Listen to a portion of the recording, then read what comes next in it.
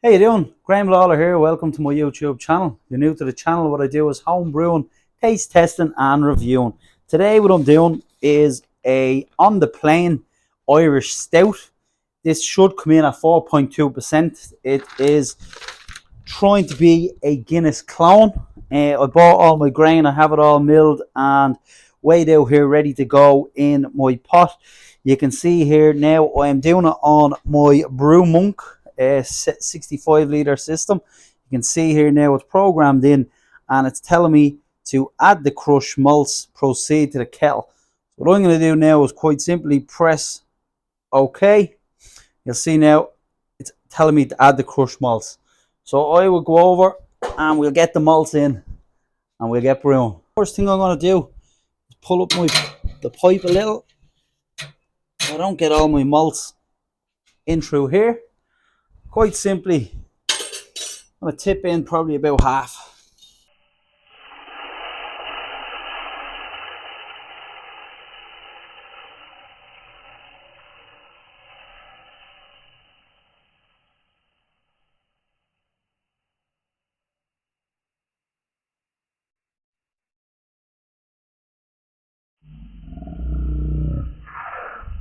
Roughly half. If these a good store,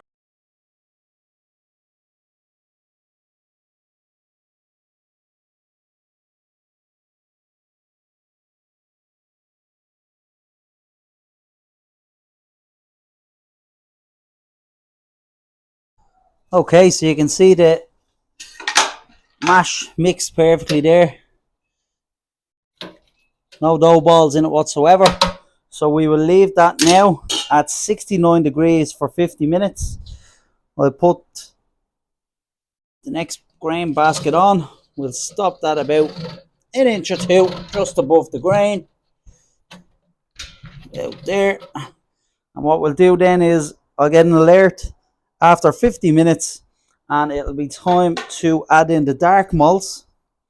And then we will rise the temperature up to 74 degrees for 10 minutes. So I'll just put in my recirculation pump and I'll put that on low and knock it on and off as I feel like. Okay, so I've got the alert. So now I have my special selected roasted malts. I'm going to add these in now. The temperature is going to rise up and they'll be on the mash for a further 10 minutes. And then we'll be on to the sparging. So I'm quite simply going to sprinkle them around like so. And I'm going to give them a good mix in and get a good bit of circulating going. Okay, so all the mash is done now. So it's time to raise the grain basket. And we will start with the sparge water. I still have my Carlstein system, so I have my sparge water in there. He's after getting it up to temp. I'm going to raise the basket here. One click first. Get a bit of the water in. Yup. Simply, because I have the extra grill here now, I'll just pour it across like that. I'm going to do a few, leave it, come back to it, raise the basket again. Once that's all done and drained out, we'll be on to the boil. So she's boiling away there now nicely. It's 35 grams of East Kent Goldings there in my hop spider. And I just leave her do her thing now. Have it on the boil for 50 minutes. Give me a notification. Warlock tablet for the last 10 minutes. Then I'll be on to cooling. Okay, so the boil is completely done. I now have my counterflow chiller. So I have this set up here and I have my circulation pipe here. Lock that in. That goes into the bottom of the chiller. The first thing you want to do with the counterflow chiller is clean it. So what I'm going to do is firstly I'm just going to turn on the pump. Just here. And the work now is flying through this. I'm going to leave this running for about 5 minutes just to clean this while it's still boiling. The heat off the wort is going to clean it, and then when I have that done, we'll come back and we will connect on the garden hoses. Okay, so the water's been circulating through the coil. It's fully clean and sanitized. So now what I can do is start to cool it down. So I have connected basically from the garden tap in, clicked on with the hose lock, then back out, comes in to the rail. The reason I have it on the rail, just showing you now, but I'll pull this over now and I'll be able to clean any of the equipment I've used. So you'll see here now, if I turn this hose on, that'll kick in. Cold now, but there you go, that's hot water now coming out there. So what's happening is the cold water is going in, cooling the wort, and then the cold water is actually heating up. So that's steamy hot water. So we'll let that do its thing. I'll let that now cool itself down. I'll get it transferred into the bucket, get the yeast pitched, and then we'll be on, hopefully in 3 weeks, we'll have it on tap and we'll be on to the tasting. Right, so we're here now, we're on to the tasting. It has been just under 4 weeks. This stout has been carbonated with 75-25 as per usual. It's really cold. It's at in 2 degrees in my Kegland Series X, and you can see this is coming out of a creamer nozzle.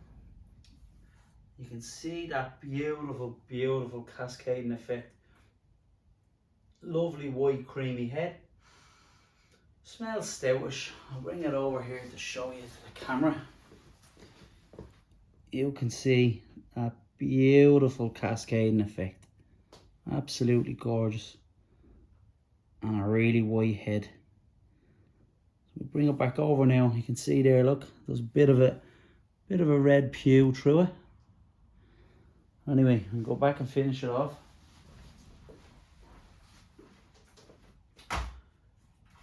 So this recipe came in just under, I think it finished at about 4.1%.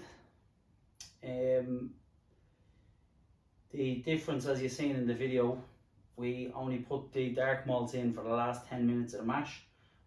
So I'll go ahead and finish it off and see if it makes that big of a difference. That there now looks like an amazing point. While that's settling there, I'll tell you, I have this one here now on the plane, and I have 2 other stouts there, all Guinness clones. So I'll have 3 Guinness clones on tap, and what I am going to do is a side-by-side comparison of all them 3 together and see which one. Everyone is always asking, what is your favourite Guinness clone, which one was best? And it's a very hard question to answer. I've done probably about 75-80 brews in 2 years. It's a lot of brewing, it's a lot of tastes, a lot of taste tests, and it's very hard to decide on your favourite. I do take notes, but I don't go back through them that often. I'm always chasing that Guinness clone to get it as close as I can, or maybe even better, but sure, we'll see. That's not quite settled, but the video is going on and on. I'm going to bring it back over and show you. This looks fantastic. Look at that. That looks superb. If you got handed that in a pub, it'd be 10 out of 10. My opinion anyway. Right, go ahead and dig in and see what we think.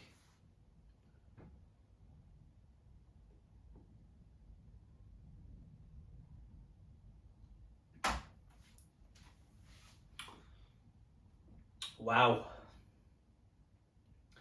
that tastes really good. It is very smooth. I think with adding in the dark malts with 10 minutes to go, it's not overly roasted. Some of my videos you'll hear me saying my clones there's a good roastiness to it. That is just about right. That I'll just have to go at that again. That is unbelievable.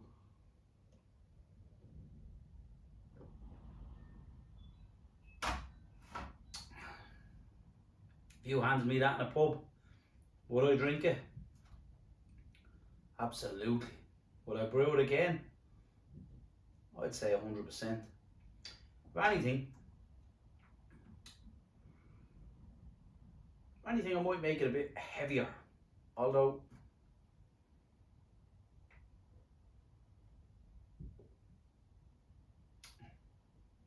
it's not overpowering chocolate or malts or anything. That to me now is going to be very, very easy to drink. And I'll have to control the amount. Look at that. That's 3 subs, and sure, the half of the pint is gone. That is a fantastic pint. Same as the Guinness. It's not far off. It is not far off at all. Anyway, if you liked the video, like, share and subscribe. Thanks for watching, and cheers.